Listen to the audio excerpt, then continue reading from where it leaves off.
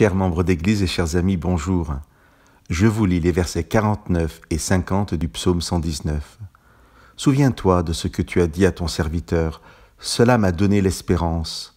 Dans mon malheur, voilà ma consolation, c'est que ta parole me fait vivre. Chers amis, pensez-vous vraiment que l'auteur du psaume doive rappeler à Dieu de se souvenir ?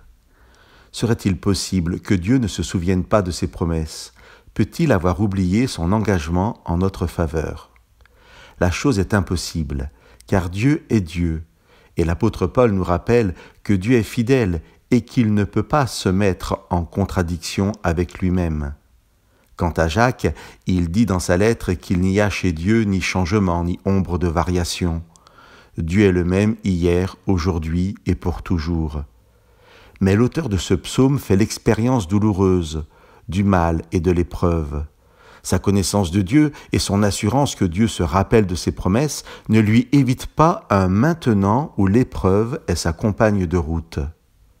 L'auteur exprime par sa prière son assurance dans l'engagement de Dieu en sa faveur, et la parole de Dieu, qui fut à l'origine source d'espérance, est aujourd'hui, dans le malheur, source de consolation, pour être, en toutes circonstances, source de vie.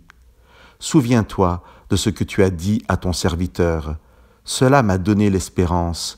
Dans mon malheur, voilà ma consolation, c'est que ta parole me fait vivre. À celui qui demande pourquoi la souffrance si Dieu existe, il n'y aura jamais aucune réponse satisfaisante si son cœur n'est pas enclin à l'intimité avec Dieu.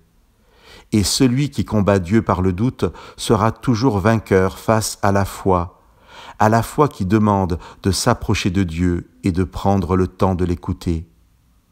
Mais à celui qui accueille la parole de Dieu et ses promesses, il est certain que cette personne fera l'expérience d'une parole qui dévoilera, qui pardonnera, qui reconstruira et qui consolera. Chers amis, que la parole de Dieu soit votre compagne chaque jour et que par elle, Dieu vous bénisse abondamment.